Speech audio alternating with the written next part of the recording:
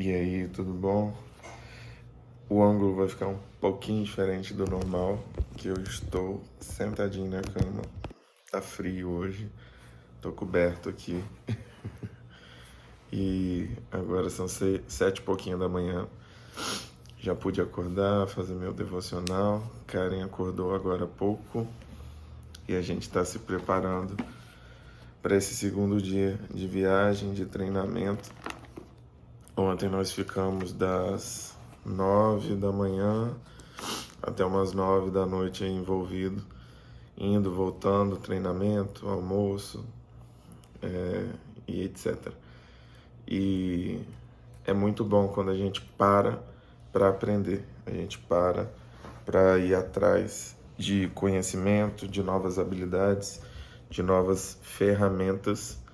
E a minha sugestão para você é que você tire esse tempo para absorver conhecimento tanto espiritual quanto conhecimento humano, emocional, para o seu negócio, para a sua função, para aquilo que você desempenha como tarefa no seu dia a dia, porque isso vai fazer total diferença. Muito do que você não tem feito só não está sendo feito porque você não sabe fazer. Ou se você sabe fazer, aí é outra questão. Aí você tem que colocar em prática o conhecimento que você já adquiriu. E esse processo é um processo de trazer a memória e colocar em prática. Mas se você não está pondo em prática é porque existe alguma limitação. Existe um medo de ser reprovado, existe um medo de você não ser capaz. Só que parte do aprendizado muito significativa é colocar em prática o conhecimento adquirido. Se você não põe em prática, você se torna uma pessoa com obesidade cerebral. Você só absorve e nunca é suficiente, e aí você sai de uma graduação, vai para uma pós, vai para um mestrado, vai para um doutorado e não coloca em prática, e aí o cérebro não vai assimilar que você sabe aquele conhecimento, porque você nunca exerceu aquele conhecimento. Logo, se você tem treinado, se você tem aprendido, se você tem estudado, coloque em prática esse aprendizado. Afinal de contas, nós temos uma vida muito breve aqui na Terra. Por mais tempo que nós vivamos aqui na Terra, 100 anos, uau, muito tempo. Quantos anos você tem? Quantos anos já se foram? Quantos anos você tem certeza que você tem pela frente? Se você não marcar esse tempo de vida através do seu propósito, transbordando ensinamentos, conhecimento e principalmente amor, porque sem amor é impossível agradar a Deus. Se a gente fizer qualquer coisa sem amor, não vai fazer sentido nenhum, porque estaremos fazendo apenas movidos por outros sentimentos muito, muito inferiores ao amor. Que você possa hoje escolher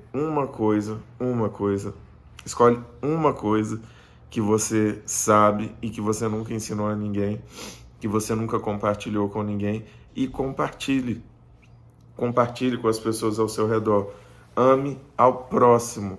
Se isso fez diferença para te ajudar a vencer alguma questão emocional, ou espiritual, ou física, faça uso desse conhecimento e compartilhe. Ontem eu estava saindo do shopping onde eu almocei e eu estava querendo comer uma sobremesa, mas eu não queria comer uma sobremesa que fosse sorvete, essas coisas. E aí eu vi uma pessoa comendo, tava com um copo cheio de frutas picadas. Aí eu fui lá, aí eu falei com a minha esposa, com o Karen, aí o amor, vou perguntar àquela pessoa ali onde que ele comprou aquelas frutas, porque eu tô querendo.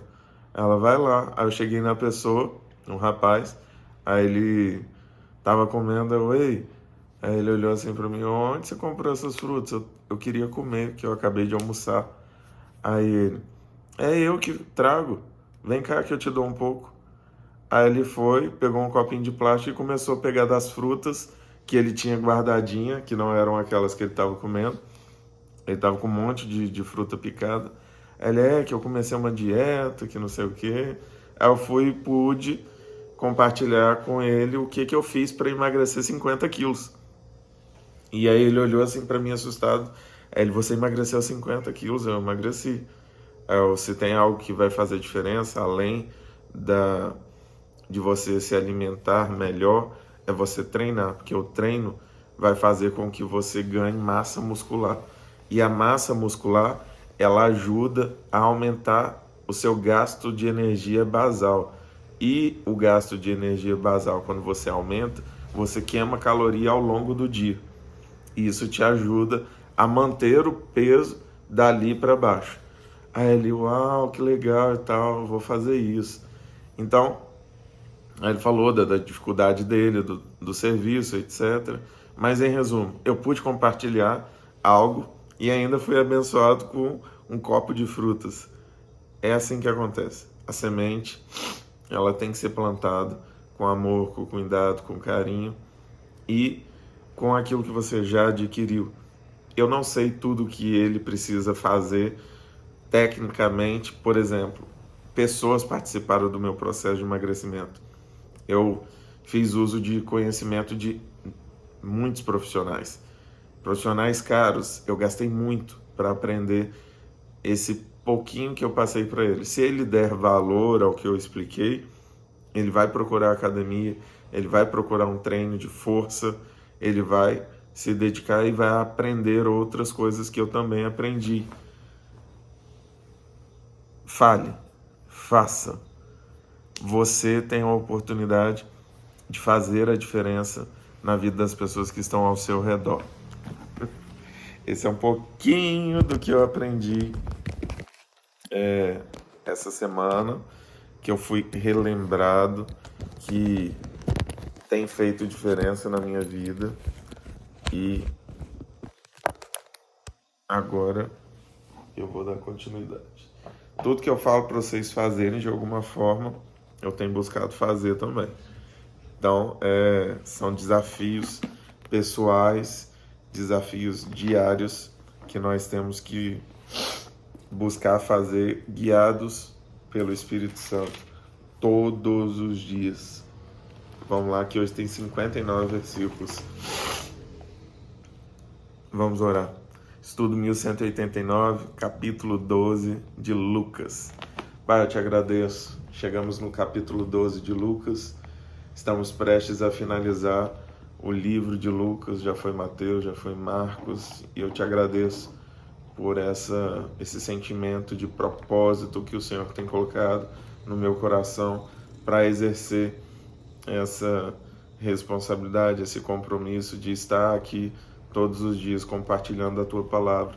Ministra-nos, não queremos ser guiados por nós mesmos, por conhecimentos adquiridos, mas queremos nos conectar ao Teu trono de graça e derramar do Teu poder, do Teu amor, do Teu cuidado, do Teu carinho, dos Teus ensinamentos. Então, Espírito Santo, revela a Tua Palavra a nós nesse instante, em nome de Jesus.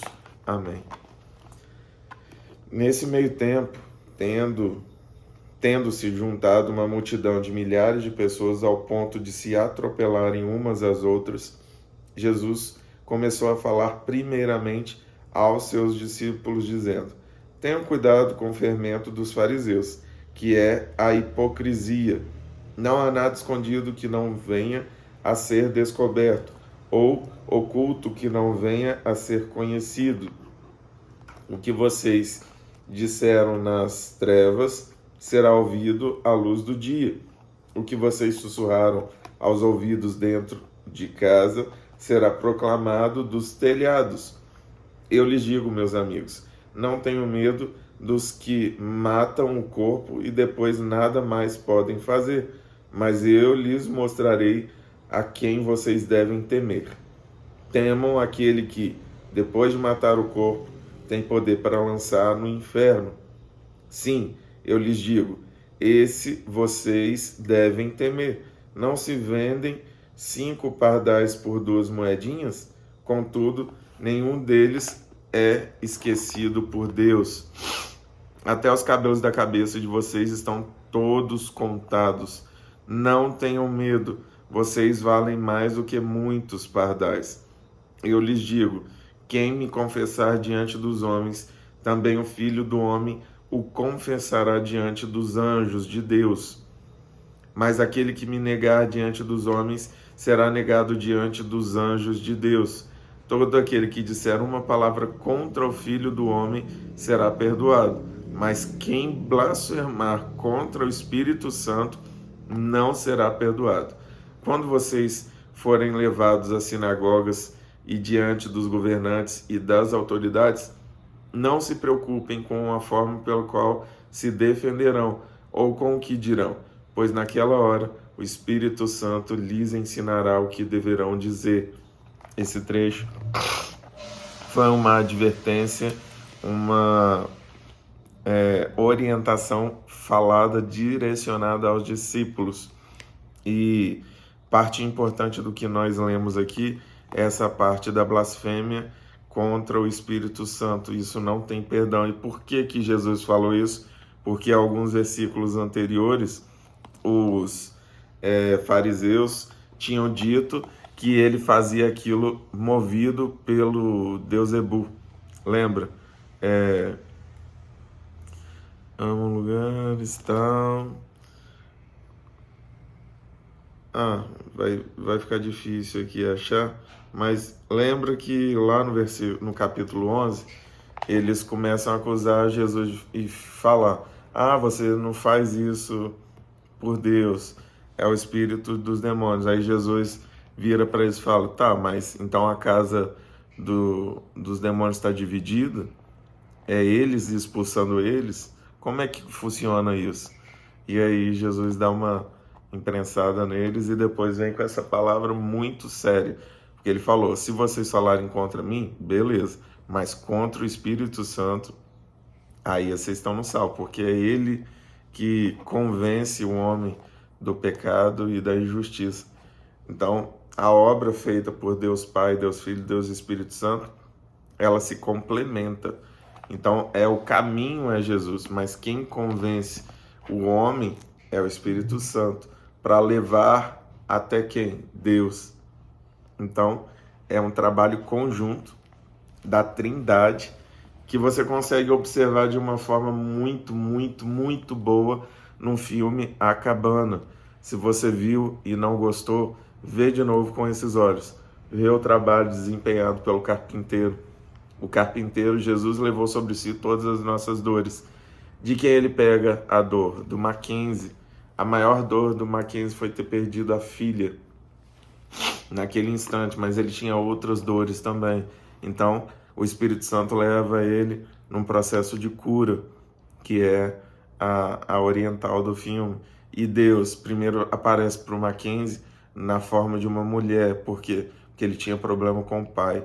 Porque ele envenenou o pai e matou o pai.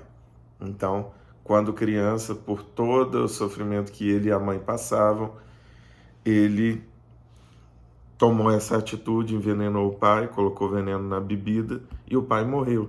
Então ele carregava essa dor. E infelizmente ele foi criado por um pai que se dizia cristão, mas batia nele e ainda fazia ele recitar versículos. Ou seja, bagunçou a cabeça do Mackenzie e tornou ele um cristão frio. Por quê? Ele foi maltratado por uma pessoa que era para proteger ele. E tudo isso acontece por falta de conhecimento, falta de intimidade com o Espírito Santo, falta de intimidade com Deus, falta de orientação bíblica, falta de realmente ser guiado pela presença de Deus. E nós só seremos guiados pelo Senhor se nós buscarmos a face dele. Veja o filme A Cabana com esses olhos. Continuando. Alguém da multidão lhe disse, mestre, dize a meu irmão que divida a herança comigo. Respondeu Jesus, homem, quem me designou juiz ou árbitro entre vocês?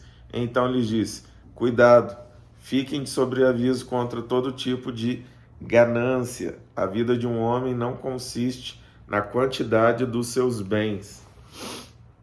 Então lhes contou esta parábola: a terra de certo homem rico produziu muito.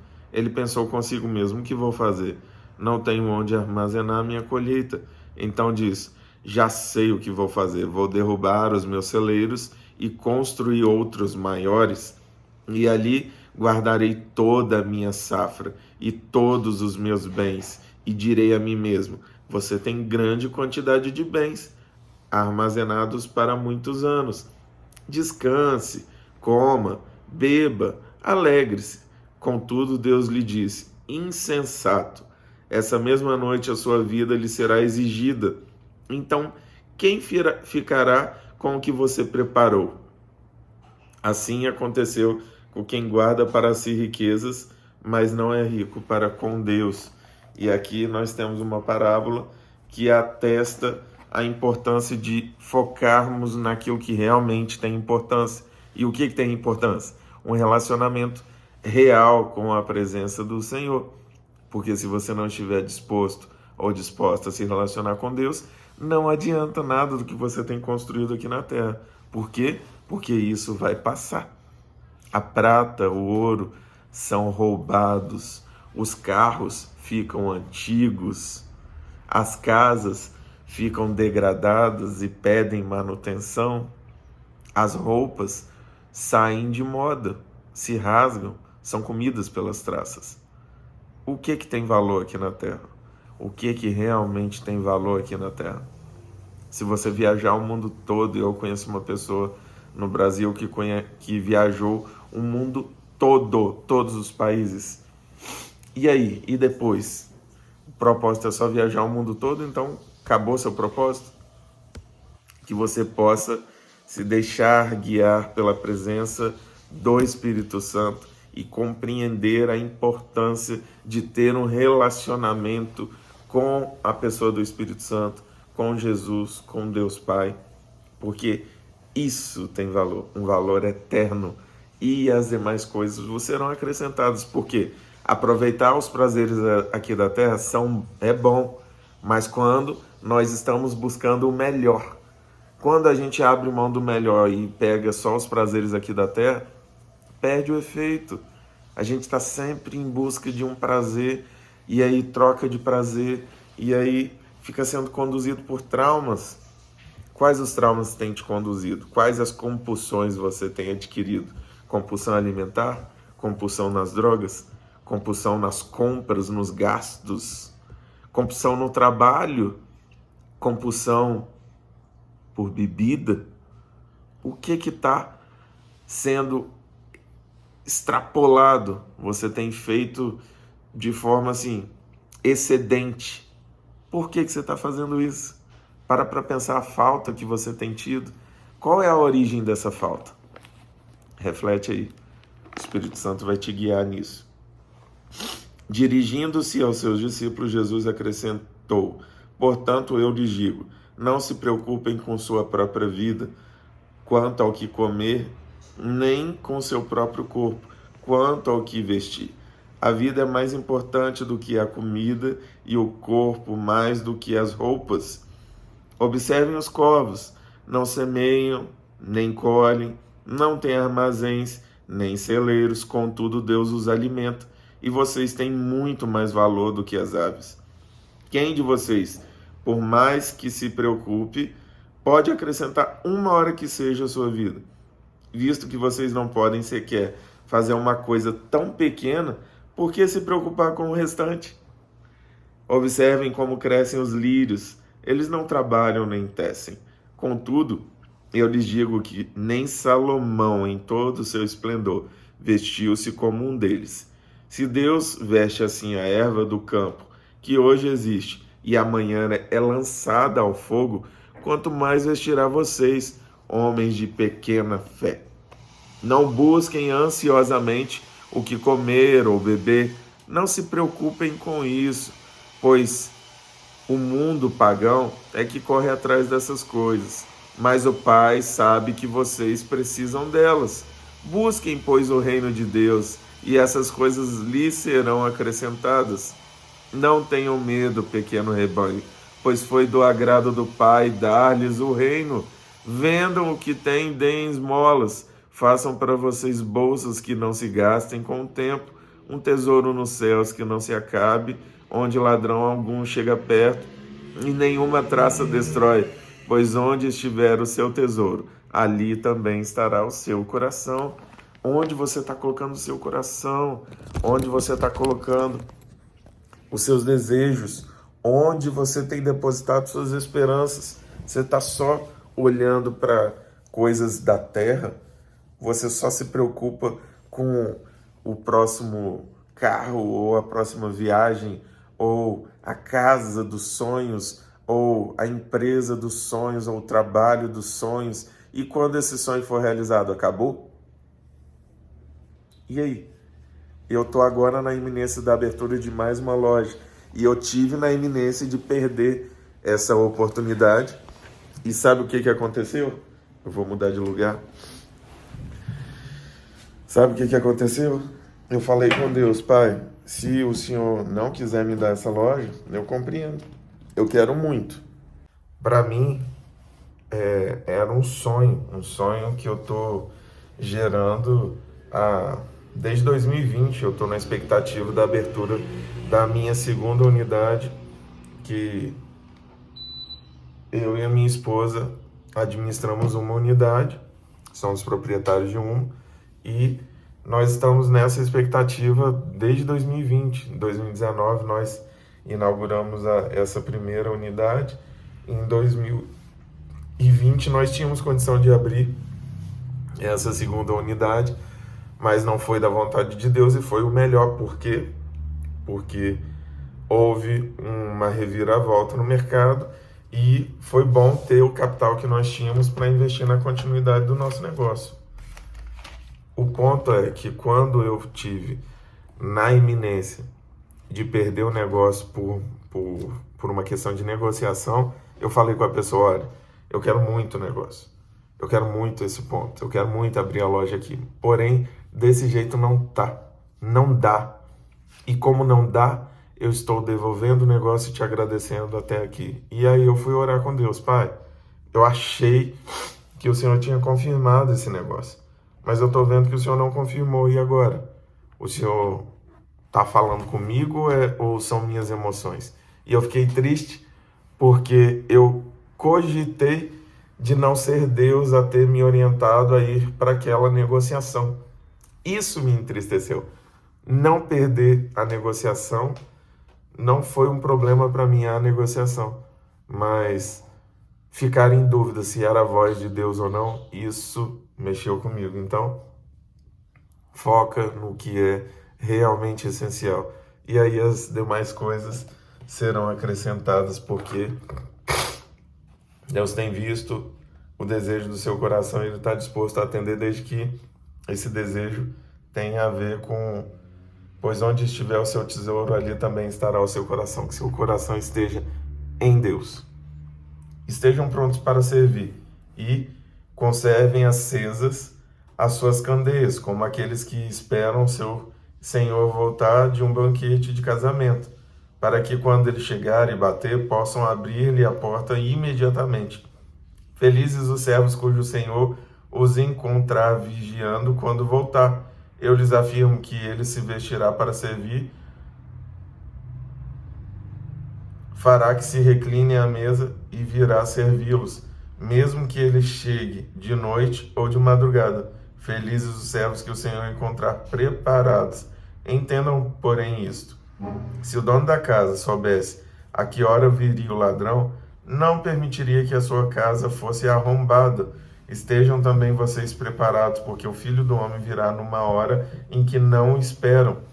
Pedro perguntou: Senhor, estás contando esta parábola para nós ou para todos? O Senhor respondeu: quem é, pois, o administrador fiel e sensato, a quem seu Senhor encarrega dos seus servos para lhes dar porção de alimento no tempo devido?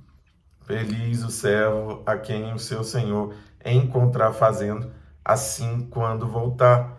Garanto-lhes que ele o encarregará de todos os seus bens. Mas suponho que esse servo diga a si mesmo: meu senhor se demora a voltar, e então comece a bater nos servos e nas servas, a comer, a beber e a embriagar-se. O senhor daquele servo virá num dia em que ele não o espera e numa hora que não sabe, e o punirá severamente e lhe dará um lugar com os infiéis. Aquele servo que conhece a vontade do seu senhor e não prepara o que ele deseja, nem o realiza, receberá muitos açoites. Mas aquele que não conhece e pratica coisas merecedoras de castigo, receberá poucos açoites. Ou seja, a diferença de quem sabe para quem não sabe é que um vai receber muito açoite e o outro pouco, mas todo mundo vai ser castigado. A quem muito foi dado, muito será exigido. E a quem muito foi confiado, muito será pedido. Então, se você já tem conhecimento da palavra, se você já foi impactado pela transformação de alguma área da sua vida e você não põe em prática isso, e você não compartilha, e você não ajuda, e isso não serve aos que estão ao seu redor e à sua volta, você vai ser responsável pelo que você recebeu. Você está enterrando seu talento? Sério que você vai continuar? Sério que você vai enterrar os talentos que Deus confiou a você? Lembre-se, seus talentos não são seus, são dele. Ele confiou a nós. E o que nós vamos fazer com isso? O que você tem feito? Como que você tem aplicado o conhecimento, a graça, o favor imerecido de Deus sobre a sua vida? Como você tem feito uso do seu tempo? Como você está dedicando seu tempo? Eu dediquei muito tempo de forma errada. Eu perdi muito tempo sentado, esperando, angustiado, com medo, ansioso, depressivo, oscilando entre o que eu não tinha e os traumas do meu passado. E isso só me comeu o tempo. Lembre-se, o inferno, o diabo, ele já sabe o final dele. Tudo que ele pode fazer é atrasar esse final. E como que ele atrasa esse final? Fazendo você perder tempo. Assim como ele fez comigo. Mas agora isso acabou. Por isso que a gente está aqui. Continuando. Vim trazer fogo à terra. E como gostaria que já estivesse aceso. Mas tenho que passar por um batismo. E como estou angustiado até que ele se realize. Vocês pensam que vim trazer paz à terra? Não, eu lhes digo, ao contrário, vim trazer divisão. De agora em diante, haverá 5 numa família divididos uns contra os outros, 3 contra 2 e 2 contra 3. Estarão divididos pai contra filho e filho contra pai, mãe contra filha e filha contra mãe, sogra contra nora e nora contra sogra. Quem disse isso? Jesus. Ele não veio trazer paz, ele veio trazer divisão. Vou ler de novo. Vocês pensam que vim trazer paz à terra? Não, eu lhes digo. Ao contrário, vim trazer divisão. Versículo 51 do capítulo 12 de Lucas. Leia aí para ver se eu não li errado. Sabe por que Jesus veio trazer divisão? Porque quando ele aponta no alvo, aqueles que não querem olhar para esse alvo começam a ser contrários, assim como aqueles fariseus, assim como aqueles mestres da lei, assim como aqueles homens que se gabavam por conhecer muito aquilo que supostamente praticavam, mas não praticavam. Que lindo! Nossa! Minha esposa apareceu com um conjuntinho lindo aqui. Que você possa colocar em prática e não se importe com aqueles que vão virar as costas para você, que vão te criticar. Isso já é esperado. Jesus veio para fazer isso. Porque quando a presença de Deus vem e marca a nossa vida, isso gera uma mudança muito grande. E aqueles que não querem mudar vão lutar contra você. já que eles não podem lutar contra Deus. Eles vão criticar suas atitudes, vão apontar seus erros do passado, vão dizer que você está errado, vão dizer que a forma que você fala de Deus está errada, vai dizer que você não conhece a palavra, vai dizer que suas atitudes não são de acordo com o que você diz, vai dizer que você é hipócrita, vai dizer um monte de coisa. Mas tenha foco naquilo que Deus diz ao seu respeito. Isso é o que importa. Para encerrar, dizia ele à multidão: quando vocês veem uma nuvem se levantando no ocidente, logo dizem, vai chover. E assim acontece. E quando sopra o vento? E quando sopra o vento sul, vocês dizem, vai fazer calor. E assim ocorre. Hipócritas, vocês sabem interpretar o aspecto da terra e do céu. Como não sabem interpretar o tempo presente? Porque vocês não julgam por si mesmos o que é justo? Quando algum de vocês estiver indo com o seu adversário para o magistrado, faça tudo para se reconciliar com ele no caminho, para que ele não o arraste ao juiz. O juiz o entregue ao oficial de justiça e o oficial de justiça o jogue na prisão. Eu lhe digo que você não sairá de lá enquanto não pagar o último centavo. Use o tempo que você tem hoje para que você não seja julgado, para que você não seja penalizado pelos erros que você tem cometido. Ainda há tempo.